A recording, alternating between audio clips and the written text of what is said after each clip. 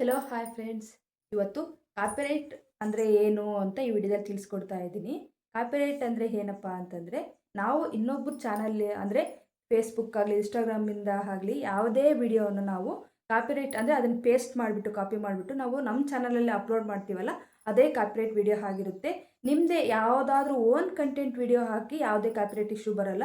Video ಹಾಕಿದ್ರೆ copyright ಬರುತ್ತೆ ಅಂತಂದರೆ, ಇವಾಗ ಫೇಸ್ಬುಕ್ಕಲ್ಲಿ ಯಾವುದಾದ್ರೂ ಸೆಲೆಬ್ರಿಟೀಸ್ ವಿಡಿಯೋ ಇರುತ್ತೆ. ಇವಾಗ ಯಾರಾದರೂ ಹೀರೋಯಿನ್ಸ್ ಬರ್ತಾ ಇರ್ತಾರಲ್ಲ, ಅದನ್ನ ವಿಡಿಯೋ ಮಾಡಿ ಕೆಲವರು ಅದಕ್ಕೋಸ್ಕರ ನ್ಯೂಸ್ ಚಾನಲ್ ಅವರೆಲ್ಲ ಇರ್ತಾರಲ್ಲ, ಅವರು ವಿಡಿಯೋ ಹಾಕಿರ್ತಾರೆ.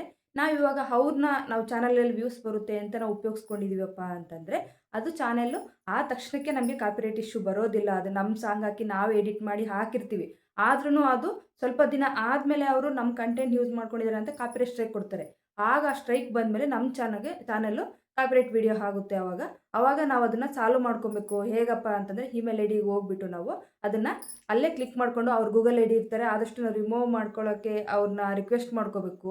ರಿಕ್ವೆಸ್ಟ್ ಮಾಡ್ಕೊಳಕ್ಕಾಗಲಿಲ್ಲ ಅಂದ್ರೂ ನಾವು ಚಾನಲ್ಗೆ ಒಂದು ವೇಳೆ ನಿಮ್ಮದೇ ಚಾನಲಲ್ಲಿ ಅಂದರೆ ನೀವೇ ಇವಾಗ ಒಂದು ಸಪೋಸ್ ಅಡುಗೆ ವಿಡಿಯೋ ಮಾಡಿರ್ತೀರಾ, ನಿಮ್ಮದೇ ವಿಡಿಯೋ ಎಲ್ಲನೋ ಹೋಗಿರೋ ಹತ್ರ ಪಿಕ್ನಿಕ್ಕು ಟೂರು ಆ ವಿಡಿಯೋನ ಹಾಕಿರ್ತೀವಿ ನಾವು.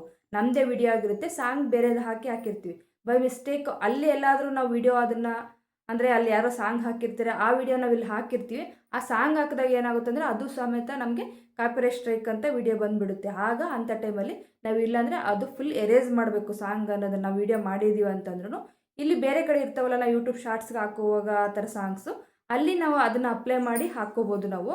ಅದೇ ಥರ ನಾವು ಹಂಗೆ ಅಂದರೆ ಅಲ್ಲಿ ವಿಡಿಯೋ ತೆಗೆದಿರ್ತೀವಿ, ಅದನ್ನೇ ಹಂಗೆ ನಾವು ಪೇಸ್ಟ್ ಮಾಡಿ ಹಾಕಿದ್ದೀವಿ ಅಂದರೆ ಅದು ಸಹ ಕಾಪಿರೈಟ್ ಸ್ಟ್ರೈಕ್ ಆಗುತ್ತೆ ನಮಗೆ. ಯಾಕಂದರೆ ಅದು ಓನ್ ಸಾಂಗ್ ಅಲ್ವಲ್ಲ, ನಾವು ಅದರಲ್ಲಿ ಎಡಿಟ್ ಮಾಡಿರಲ್ಲ. ಡೈರೆಕ್ಟ್ ನಾವು ವಿಡಿಯೋ ಬಂದು ನಾವು ಹಾಕಿರ್ತೀವಲ್ಲ, ಅದು ಸಹ ಕಾಪಿರೈಟ್ ಸ್ಟ್ರೈಕ್ ಬರುತ್ತೆ. ಇನ್ನು ಮುಂದೆ ನೀವು ಸಹ ಆ ಥರ ಕಾಪಿರೈಟ್ ಇಶ್ಯೂ ವಿಡಿಯೋ ಹಾಕಕ್ಕೆ ಹೋಗಬೇಡಿ.